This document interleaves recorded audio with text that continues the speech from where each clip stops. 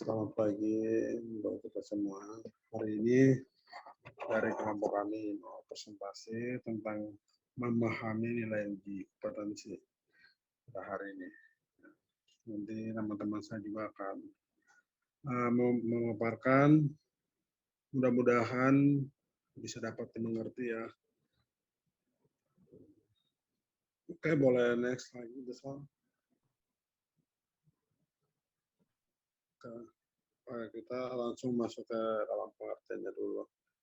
Nah, pengertiannya dalam mempelajari karakteristik suatu populasi seringkali sudah ada dengan dugaan tertentu terhadap populasi tersebut. Yang terutama dalam hipotesis apabila populasi dipelajari ada dua karakter populasi yang dikaji adalah nilai tengahnya, maka hipotesis tersebut dapat berupa nilai tengah populasi pertama lebih besar daripada populasi kedua, atau nilai tengah populasi pertama lebih kecil daripada populasi kedua, atau nilai tengah kedua populasi tidak sama-sama berikut tipe hipotesis tidak sama.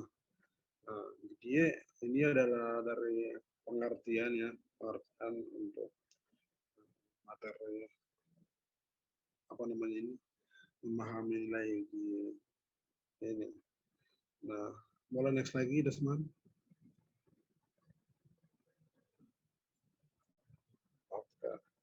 Nah, memahami uji nilai. Ini ya, Fed. Oh, ya siap. Oke, sekarang kita masuk ke dalam memahami uji nilai. Yang pertama, uji nilai tengah populasi. Apa maksudnya? Nah, uji nilai tengah ini pada suatu kelompok data yang diperoleh dari penjumlahan keseluruhan data pada suatu kelompok dibagi menjadi banyak data. Ntar ada penjelasan tersendiri di slide yang berikutnya. Ntar ada teman-teman saya akan menjelaskannya.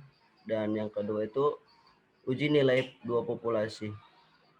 Memahami uji nilai dua populasi ini adalah pengujian dua proposisi yang masing-masingnya proposisi ini tersebut berasal dari dua populasi yang berbeda serta independen. Nah, ini adalah berikut dua nilai tengah seperti yang di poin pertama tadi. Main adalah nilai tengah pada suatu kelompok data yang diperoleh dari penjumlahan keseluruhan data pada suatu kelompok dibagi dengan banyaknya data. Terdapat dua nilai tengah yang biasanya kita ketahui, yaitu nilai tengah untuk populasi dan nilai tengah untuk sampel. Nilai tengah biasanya juga disebut dengan mean atau rata-rata. Nilai tengah populasi, Oke, Bu. Siap.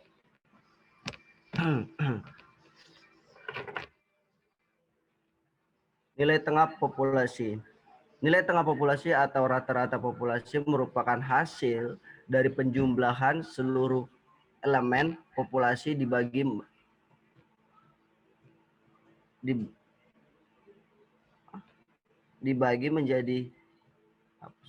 dibagi dengan banyaknya elemen populasi. Sedangkan nilai tengah sampel itu adalah nilai tengah atau rata-rata sampel merupakan jumlah hasil penjumlahan dari seluruh elemen sampel yang dibagikan dengan banyaknya elemen sampel.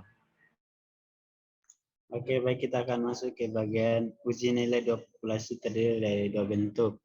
Jadi uji nilai dua populasi adalah pengujian dua proposisi yang masing-masing proposisi tersebut berasal dari dua populasi yang berbeda serta independen. Baik, yang pertama itu uji satu arah atau satu sisi.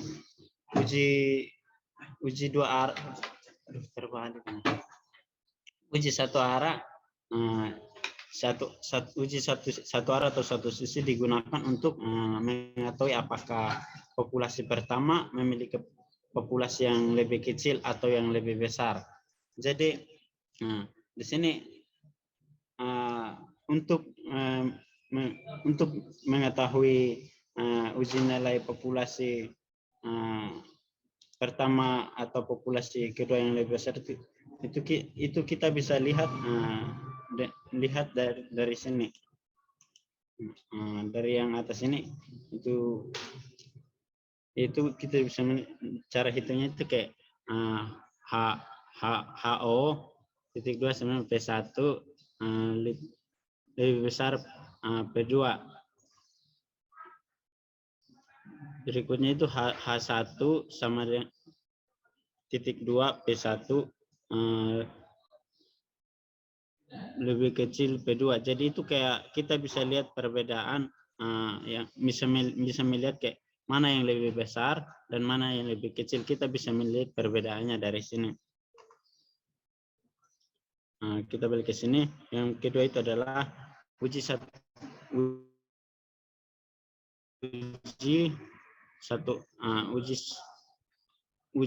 dua arah atau satu sisi. Uji satu sisi digunakan. Kok terbalik ini? Uji dua arah digunakan untuk mengetahui apakah dua populasi memiliki proposisi yang sama atau tidak.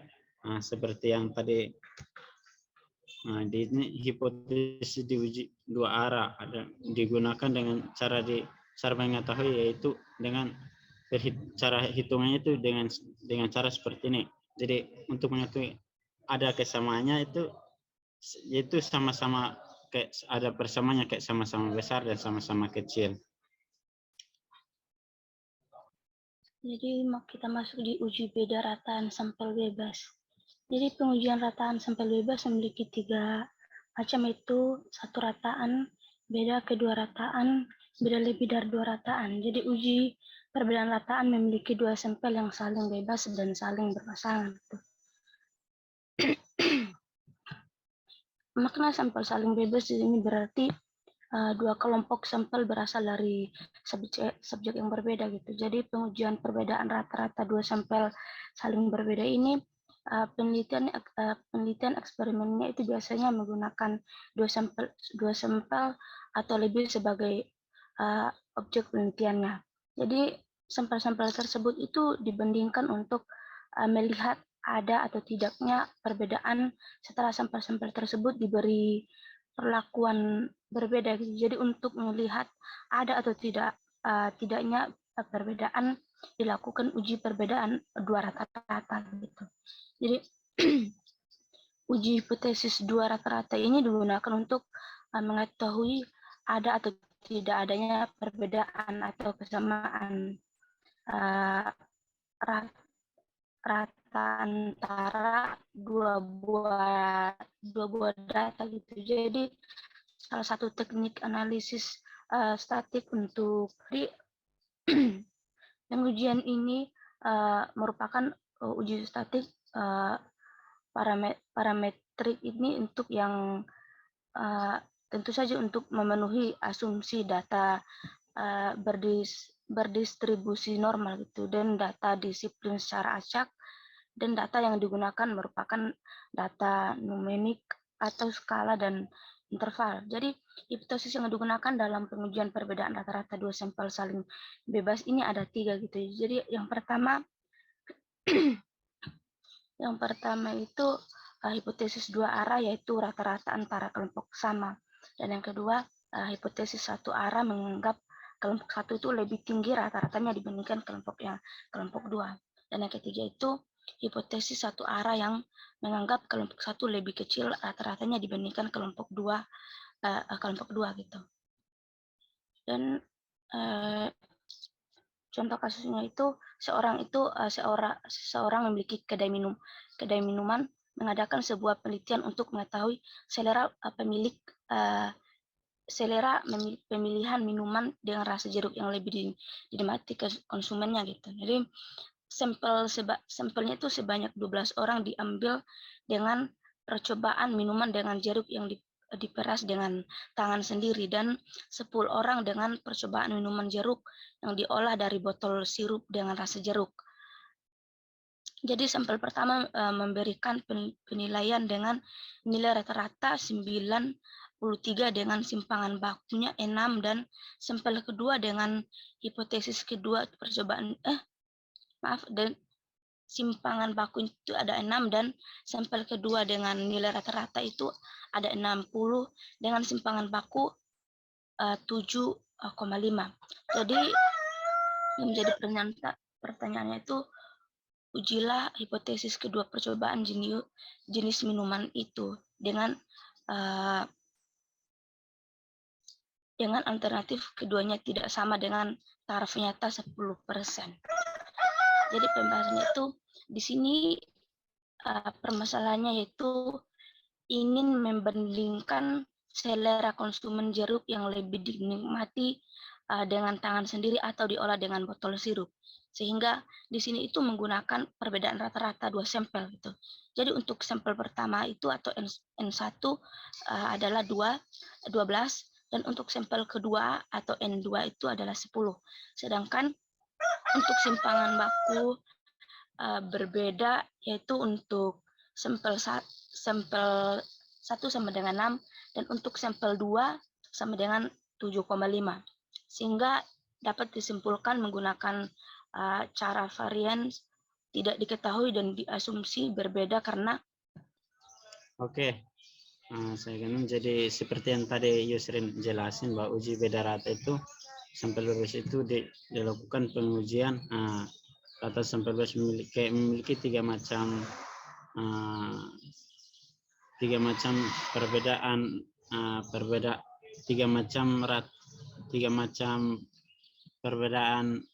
memiliki tiga macam yaitu satu rataan, kedua rataan, dan lebih dari itu ada lebih dari 2 rataan. Jadi uji perbedaan rataan itu memiliki 2 sampel yang saling bebas terus saling berpasangan seperti yang tadi Yusrin jelasin panjang lebar. Selanjutnya ya baik, kemudian pengujian beda rataan sampel bebas. Di dalam pengujian beda rataan sampel bebas ini memiliki 3 macam hipotesis yang dapat digunakan dalam pengujian ini. Yang pertama ialah hipotesis 2 arah yang di mana pada rataan masing-masing kelompok memiliki nilai yang sama, berarti ada 2 sampel yang berbeda di dalam kelompok itu, tapi memiliki nilai yang sama begitu.